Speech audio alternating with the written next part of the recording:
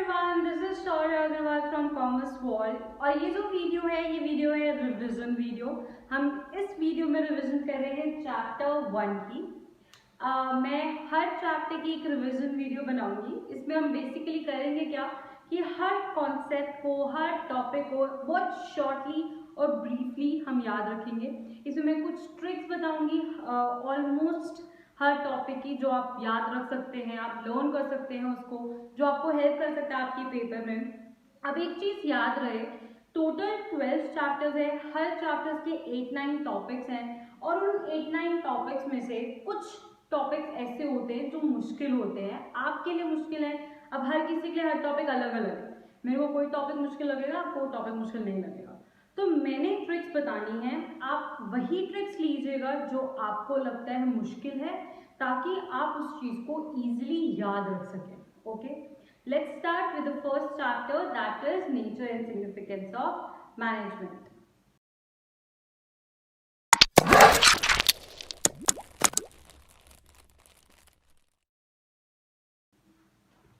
Nature and significance of management जो chapter 1 है हमारा, उसमें टोटल 8 मेन टॉपिक्स हैं। Concept, characteristics, objectives, importance,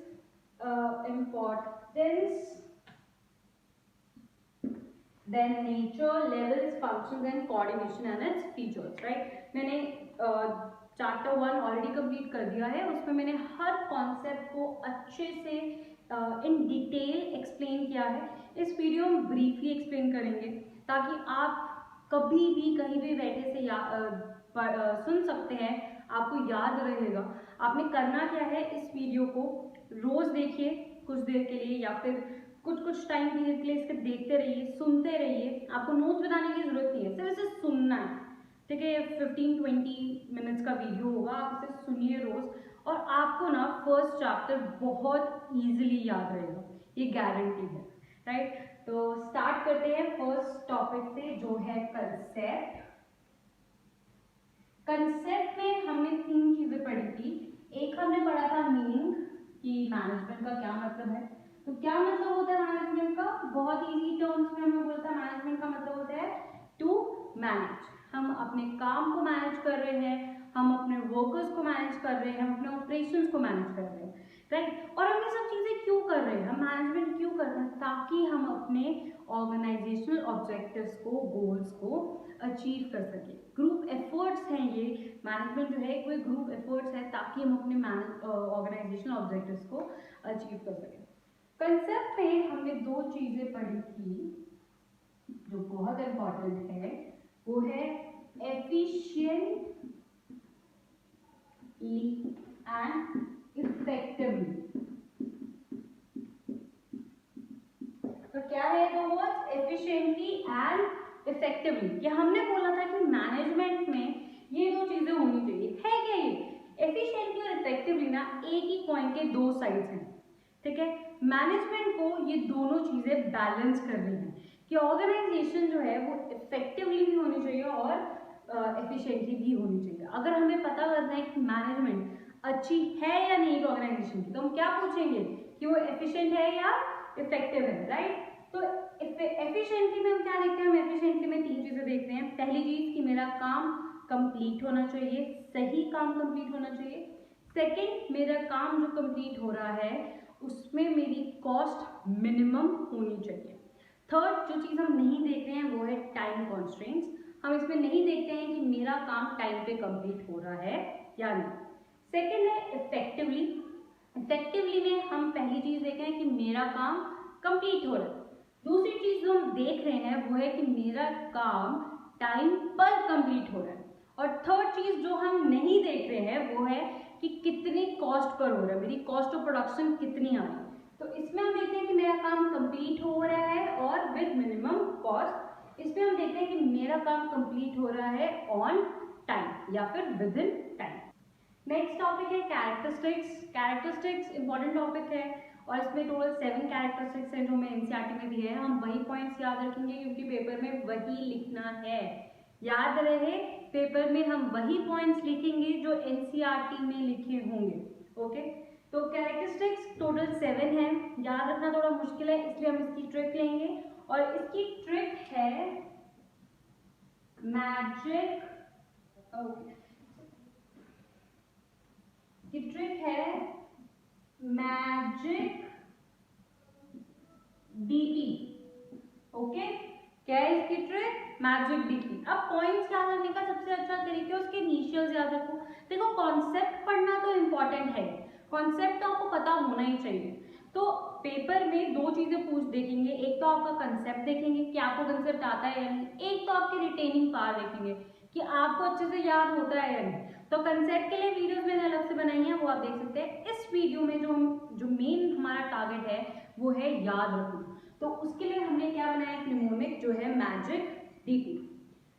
M for multi dimensional, points पता होने चाहिए तभी याद रहेंगे। A for activity, G for goal oriented.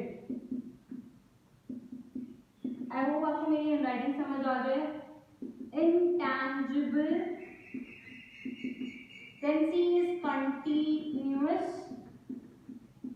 D is dynamic and P is pervasive. Activity, कौन सी activity? It is a group activity. मैंने ग्रुप का जी नहीं लिया क्योंकि फिर आप कंफ्यूज हो जाते दो जी में, तो मैंने एक्टिविटी का ए ले लिया। तो इससे क्या बन गया हमारा मैजिक डीपी। ओके, तो M for multi dimension. Multi dimension में हम तीन चीजें देखते हैं, हम अपने काम को मैनेज कर रहे हैं, हम अपने लोगों को मैनेज कर रहे हैं, मतलब we are managing our work, our people and our operations. Then is group activity, कि सिंगल पर्सन से नहीं बनी है मेरी ऑर्गेनाइजेशन, बहुत सारे इंडिविजुअल्स काम करते हैं और उन सबके एफर्ट्स को हमने देना है मैनेजमेंट को। मैनेजमेंट जो है वो ग्रुप एफर्ट्स है, right. Third is goal oriented, कि हर ऑर्गेनाइजेशन के कुछ गोल्स हैं और हम मैनेजमेंट परफॉर्म ही करते हैं ताकि हम अपने गोल्स को अचीव कर सकें। इंटैंजिबल, मतलब हम मैनेजमेंट को ना ही टच कर सकते हैं ना ही देख सकते हैं, लेकिन हम उसकी प्रेजेंस को फील कर सकते हैं। कैसे करेंगे उसकी प्रेजेंस को फील? जब मेरी ऑर्गेनाइजेशन में मेरे सारे एम्प्लॉयज सेटिस्फाइड हैं, हैप्पी हैं, मेरी ऑर्गेनाइजेशन में कोई क्योस नहीं है, मेरे ऑब्जेक्टिव्स अचीव हो रहे हैं, मेरी मैनेजमेंट एफिशिएंट है, इफेक्टिव है, दैट इज इंटैंजिबल, कि हमने उसकी प्रेजेंस को फील किया। तो फिर है कंटिन्यूअस, कि वन शॉट एक्टिविटी नहीं है कि एक बार क्लियर हो गया, कंटिन्यूसली करना होता है, सीरीज है, जैसे कि planning, organising, staffing, directing, controlling, right. Then dynamic, business environment dynamic है। डायनेमिक का मतलब होता है that keeps on changing, which is not constant. तो बिजनेस एनवायरनमेंट ही हमारा डायनेमिक है, चेंज होता रहता है, तो हमें मैनेजमेंट भी जो है वो with time with situations change करनी पड़ती। लास्ट है परवेसिव। परवेसिव का मतलब हुआ which is present in all levels, all organisations and everywhere, मतलब हर कंट्री में, हर जगह। Okay, clear? क्या है कैरेक्टरिस्टिक्स की, क्या निमोनिक है, क्या ट्रिक है? Magic DP. नेक्स्ट है हमारा ऑब्जेक्टिव्स। मैनेजमेंट के 3 ऑब्जेक्टिव्स हैं, POS, personal objectives, organisational and social, right. 3 objective, personal objectives, organisation and social objectives. Personal objectives में हम क्या देख रहे हैं कि जितने भी मेरे इंडिविजुअल्स हैं उन सबकी खुद की नीड्स हैं, कुछ पर्सनल नीड्स हैं, हमने उनको फुलफिल करना है, और साथ ही साथ ऑर्गेनाइजेशनल ऑब्जेक्टिव्स और पर्सनल ऑब्जेक्टिव्स को इंटीग्रेट करना है। ऑर्गेनाइजेशनल ऑब्जेक्टिव्स क्या होंगे? 3 होते हैं हमारे, इसमें 3 मेन टॉपिक हैं, पॉइंट्स हैं, that is profit, survival and growth. कि प्रॉफिट अर्न करना इंपॉर्टेंट है, मेरा सर्वाइवल नहीं होना चाहिए। सर्वाइवल में हम कहते हैं कि एटलीस्ट कुछ हद तक तो हम अर्न करें जिससे हम अपने एक्सपेंसेस निकाल सकें, और ग्रोथ कहते हैं कि सिर्फ सर्वाइवल और प्रॉफिट ही काफी नहीं, अपने ऑर्गेनाइजेशन को, अपनी बिजनेस को ग्रो भी करना है, ठीक है। देन सोशल ऑब्जेक्टिव्स, हम इस सोसाइटी में रह रहे, ऑर्गेनाइजेशन एक सोसाइटी में है, सोसाइटल ऑब्जेक्टिव्स भी हमें अचीव करना जरूरी है, जैसे कि एजुकेशन देना, जैसे डाबर आमला की एग्जांपल ली थी कि वो फ्री में एजुकेशन देते हैं, 1% जितना भी उन्हें सेल्स है, right. Next topic is importance of management, जिसमें टोटल 5 पॉइंट्स थे। और अगर तो 5 पॉइंट्स आपको नहीं याद रहते हैं तो आप क्या कर सकते हैं, आप सिर्फ एक लाइन याद कर लीजिए। इंपॉर्टेंस याद रखने के लिए आपको सिर्फ एक लाइन याद रखनी है, वो लाइन है group efficiency creates dynamic organization and helps in achieving personal objectives and development of society. मैं एक बार लिखती हूँ, that is group efficiency creates dynamic organization and helps in achieving personal objectives and development of society. ये importance के 5 points हैं जो हमने एक लाइन में करा। क्या है? Group efficiency creates dynamic organisation, helps in achieving personal objectives and development of society. मैंने 3 बार बोल दिया, अब तो आपको याद होना चाहिए, याद हो जाना चाहिए क्या था। अब इसको हम फिल करेंगे। क्या है? ग्रुप इंपॉर्टेंस क्या है कि क्या हेल्प करेंगे अचीव करने में? Group goals, right. सो इसको कंप्लीट करेंगे। It helps in achieving group goals. तो इंपॉर्टेंस है तो हमेशा इट हेल्प से स्टार्ट होगी। इंपॉर्टेंस और नेचर में यही फर्क है। अगर हम नेचर की बात करेंगे तो कैरेक्टरिस्टिक्स की बात करेंगे तो कैरेक्टरिस्टिक्स में हम कैसे लिखेंगे? It is this, it is that, like it is pervasive, it is dynamic. और जब हम इंपॉर्टेंस की बात करेंगे तो बोलेंगे it help in, it help in कि ये मदद करती है। So it help in achieving group goals, it helps in increases efficiency, it creates dynamic organization, it helps in achieving personal objectives, and it helps in development of society.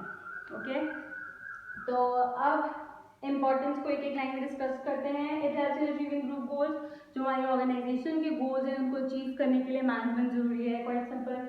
It helps in increases efficiency, मेरी organisational efficiency increase होती है अगर मैं management properly करूँ। Then it creates dynamic organisation, हमारी business environment dynamic है, मेरी organisation dynamic है, उस डायनामिक ऑर्गेनाइजेशन में अडेप्ट करने के लिए मैनेजमेंट हेल्प करती है।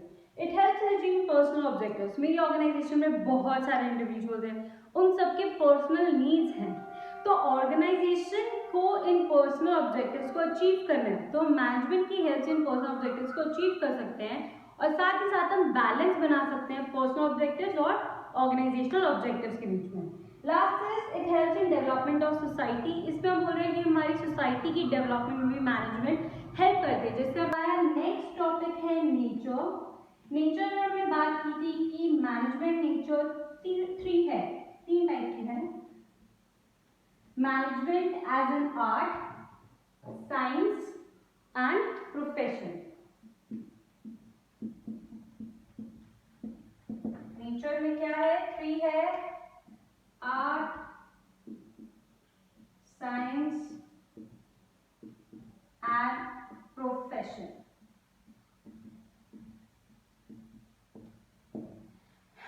तो हमारी मैनेजमेंट जो है वो क्या है? प्रॉपर आर्ट है, मतलब कंप्लीट आर्ट है। हमारी मैनेजमेंट क्या है? Complete art. हम इसमें पढ़ा गया था बेसिकली इस टॉपिक में। इस टॉपिक में हमने आर्ट के, साइंस के, प्रोफेशन के फीचर्स पढ़े थे और हमने फिर देखा था कि क्या वही फीचर्स मैनेजमेंट फीचर्स से मैच होते हैं या नहीं, राइट। तो अब आर्ट के फीचर्स पढ़ के हमने बोला था कि मैनेजमेंट जो है वो कंप्लीट आर्ट है। तो हमने साइंस के फीचर्स पढ़े, फिर हमने बोला कि मैनेजमेंट इन एग्जैक्ट साइंस है। और जब प्रोफेशन की बारी है तो हमने बोला कि मैनेजमेंट अपकमिंग प्रोफेशन है, मतलब कि अभी प्रोफेशन बना नहीं है लेकिन आगे जाके बन सकता है, right. So it is upcoming profession. तो अब इनके फीचर्स याद करने में मुझे प्रॉब्लम आती थी, इसलिए मैंने इनके भी निमोनिक्स बनाए। A for art, A for act, S for science, S for sub, and P for profession and P for actors. Okay, so A for art, A for art, या फिर आप इसे ऐसे भी याद कर सकते हैं कि जो एक्टर्स होते हैं वो एक्ट करते हैं और वो लोग आर्टिस्ट होते हैं, सो आर्ट एक्ट। फिर साइंस से आप कह सकते हो कि there is a science guy in our school जो व्हाट्सअप करता रहता है और सब ले लिया उसका। और प्रोफेशन का पैकेज, तो इसका कोई वो नहीं है। सो इट इज आर्ट, तो मैंने याद रखा था A for art, A for act, S for science, S for सब, P for profession, P for package. Okay, अब इसके जो फीचर्स हैं वो हम लिखेंगे इन निमोनिक्स की हेल्प से। A for application, not apple, A for application, तो ये था हमारा personalised application. C for creativity, तो ये था पूरा creative practice and creativity. T is for theoretical knowledge,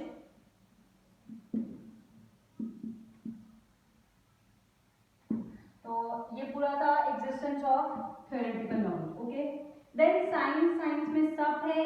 S is for systematise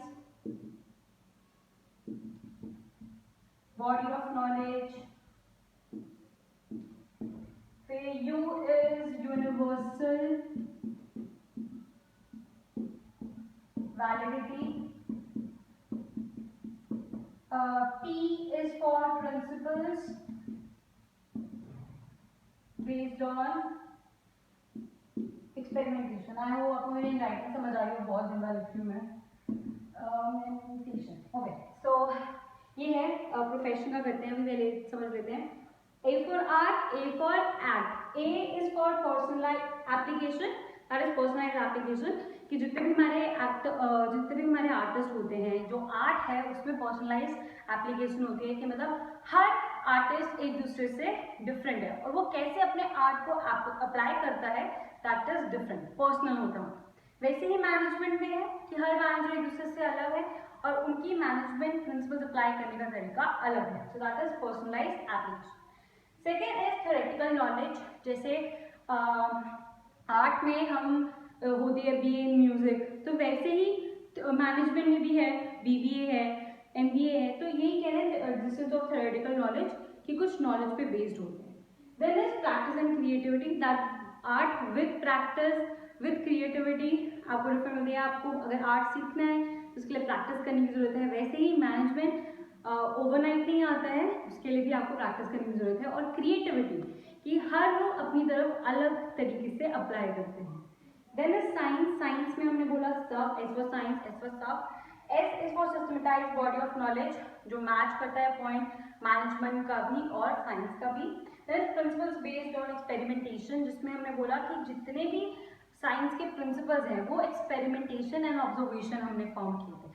management principles भी विद एक्सपेरिमेंटेशन और ऑब्जर्वेशंस ही हम फॉर्म करते हैं। डिफरेंस क्या है कि साइंस के जो प्रिंसिपल्स होते हैं वो रिजिड होते हैं, मतलब कि अगर एक प्रिंसिपल से एक पर्टिकुलर रिएक्शन आ रहा है तो वही रिएक्शन आएगा हर बार। लेकिन मैनेजमेंट में ये चीज़ नहीं है, क्योंकि मैनेजमेंट में हम डील करते हैं ह्यूमंस के साथ, तो ह्यूमन बिहेवियर अनप्रेडिक्टेबल है, इसलिए उनके रिएक्शंस भी क्या है, अनप्रेडिक्टेबल। तो इसलिए प्रिंसिपल्स बेस्ड ऑन एक्सपेरिमेंटेशन में हमने बोला कि प्रिंसिपल्स जो है वो एक्सपेरिमेंट बनते हैं इसमें, और मैनेजमेंट में भी with experimentation observation he form होते हैं। यूनिवर्सल वैलिडिटी, साइंस के जितने भी प्रिंसिपल्स हैं वो यूनिवर्सली वैलिड हैं। मैनेजमेंट प्रिंसिपल्स भी यूनिवर्सली वैलिड है, क्योंकि हम इधर डील कर रहे हैं ह्यूमंस के साथ, तो रिएक्शंस डिफरेंट आ जाता है, यही हम इसमें कह रहे हैं।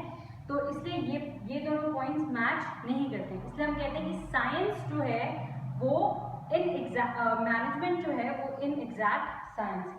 लास्ट है हमारा profession.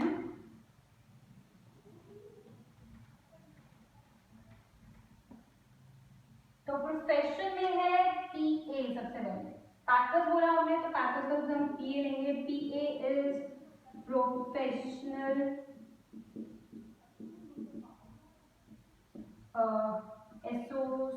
association. Then C is code of conduct. K is knowledge.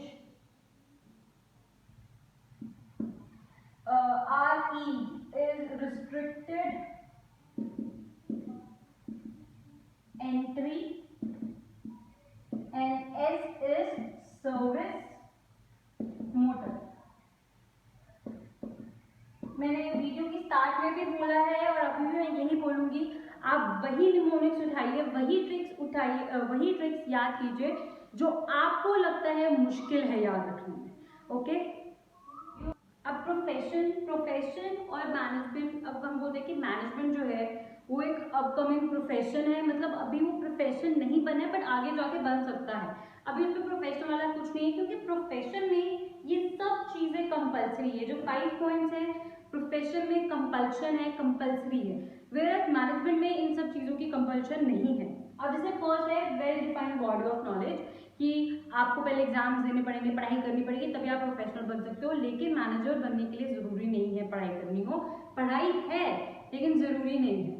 ठीक है, देयर इज प्रोफेशनल एसोसिएशन, जैसे बार काउंसिल जो लॉयर्स को रेगुलेट करता है, इसमें कह रहे हैं कि जितने भी प्रोफेशनल हैं उनको एफिलिएट करना पड़ता है एक प्रोफेशनल एसोसिएशन के साथ, जो रेगुलेट करते हैं, जो उनको सर्टिफिकेट देते हैं, जो कोड ऑफ कंडक्ट देते हैं उन्हें, राइट। तो वो कह रहे हैं कि प्रोफेशन में कंपल्शन है, वैसे ही मैनेजमेंट की भी प्रोफेशनल एसोसिएशन होती हैं, लेकिन मैनेजर्स को कंपल्शन नहीं है उनके साथ एफिलिएट करना। Then is service motive, compulsion है प्रोफेशंस को सर्विस करना, उनका मोटिव जो है वो सर्विस है। जैसे लॉयर्स का मोटिव है अपने क्लाइंट्स को जस्टिस दिलाना, वैसे ही मैनेजर्स जो मैनेजमेंट है उनका जो मोटिव है वो सर्विस नहीं है, उनका main motive is profit. Main service भी हो सकता है but main motive is profit. Then is restricted entry, कोई भी प्रोफेशनल ऐसे नहीं बन सकता, उन्हें पेपर देने पड़ते हैं। मैनेजर बनने के लिए हमें कोई पेपर देने की जरूरत नहीं है, हो सकते हैं मतलब MBA है, BBA है, पेपर्स दे सकते हैं, हम डिग्रीज ले सकते हैं, लेकिन कंपल्शन नहीं है, प्रोफेशन में कंपल्सरी है। Then is code of conduct, जितने भी प्रोफेशनल एसोसिएशन है वो कुछ कोड ऑफ कंडक्ट ले करते हैं, तो जितने भी प्रोफेशनल्स हैं उनको एक कोड ऑफ कंडक्ट फॉलो करना कंपल्शन है, बट मैनेजर्स को कोड ऑफ कंडक्ट को फॉलो करना कंपल्शन नहीं है। नेक्स्ट टॉपिक है हमारा लेवल्स। लेवल्स हमने बोले थे 3 लेवल्स होते हैं, इसको याद रखने के लिए अपने आप को याद रखिए।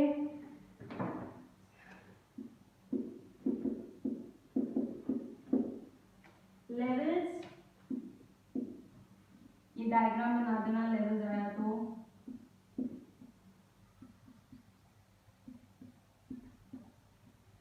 मुझे लगता है बिजनेस के पेपर में ना डायग्राम्स बड़ी इंपॉर्टेंट है, मतलब ये फ्लो चार्ट्स वगैरह जितना बना सकते हो ना, आप जिन क्वेश्चंस में बना सकते हो बना देना, मतलब आपका पेपर ना प्रेजेंटेबल होना चाहिए, तभी फायदा है, वरना कोई फायदा नहीं।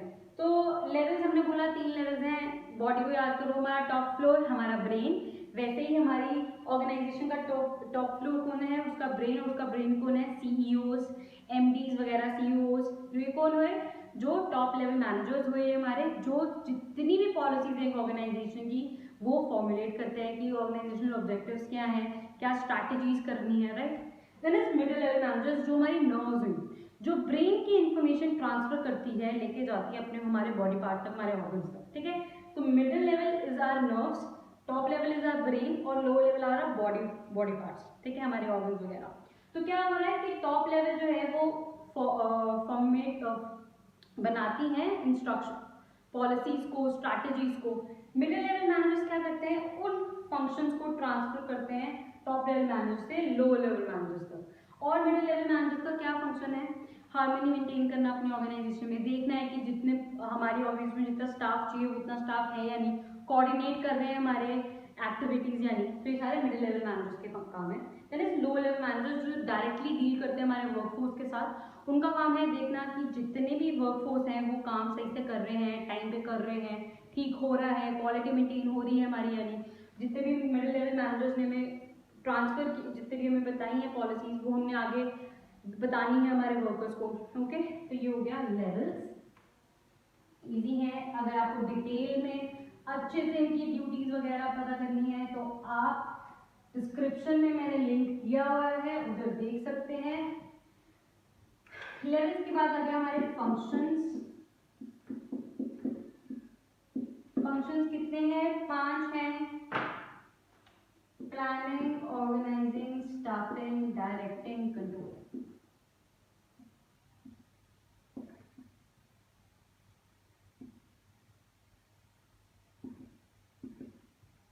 स्टाफिंग,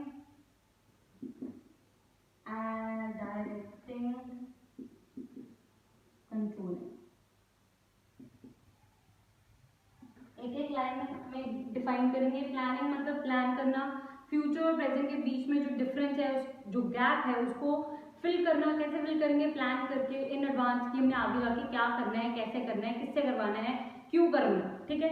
फिर है ऑर्गेनाइजिंग, हमने ऑर्गेनाइजेशनल स्ट्रक्चर तैयार करना है कि कैसे कैसे काम होएगा, कौन कौन करेगा, किसको क्या क्या ड्यूटीज देनी है, ठीक है, को किसने कितना काम करना है, किसने क्या काम नहीं करना है, ये हम ऑर्गेनाइजेशनल स्ट्रक्चर डिसाइड करेंगे, क्या क्या मटीरियल्स होंगे एंड ऑल दैट थिंग।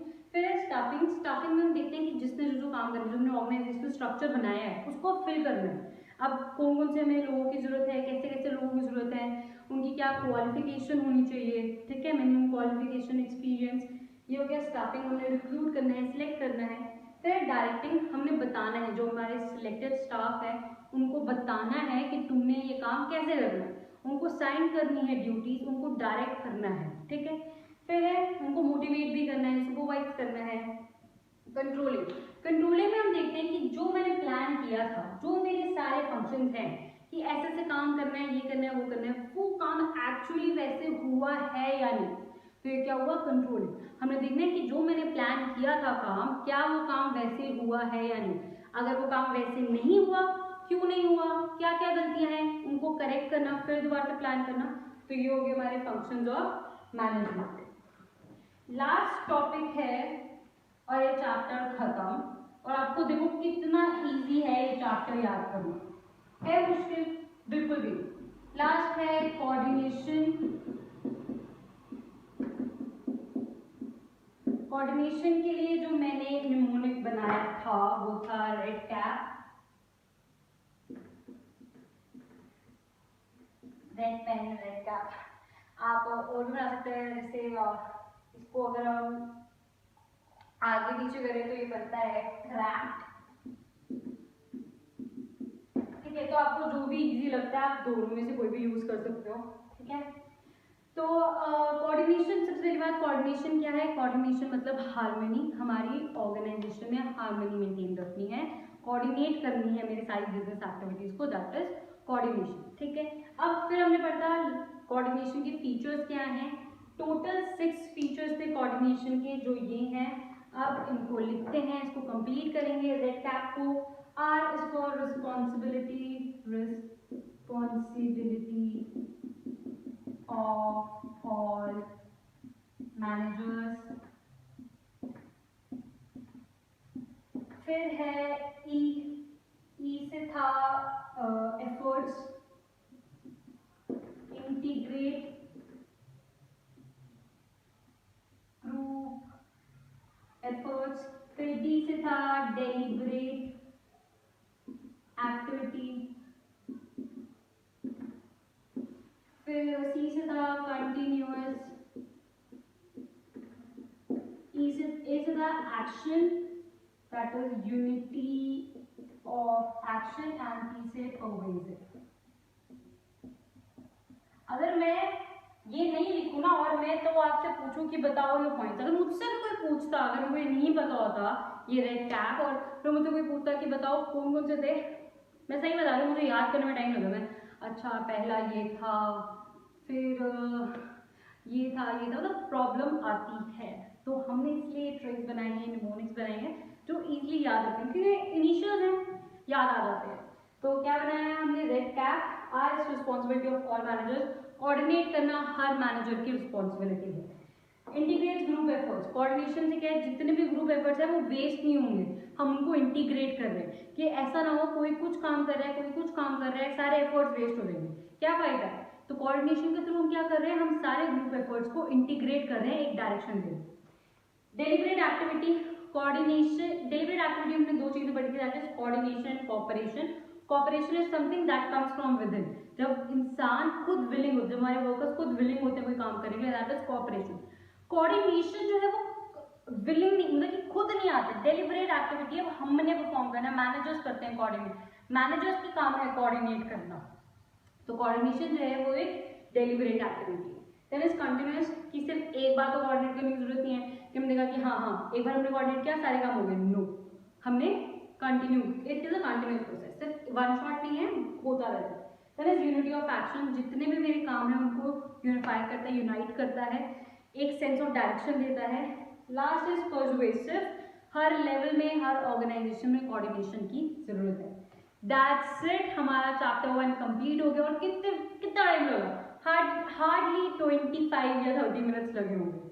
और हमने अच्छे से कर लिया, सारे ट्रिक्स जान लिए, कंसेप्ट को एक बार फिर से पढ़ लिया। तो आपने करना क्या है, कंसेप्ट पढ़ना तो इम्पोर्टेंट है ही, बट बीच बीच में अगर आप ये वीडियो एक बार पूरा देख लोगे, ध्यान से अच्छे से देखते रहोगे तो ये चीज़ ना आपको बहुत इजीली याद है। Thank you so much guys. अगर आपको ये वीडियो पसंद आया, मेरा चैनल पसंद आया तो इसे लाइक करिए, मेरे चैनल को सब्सक्राइब करिए एंड थैंक यू।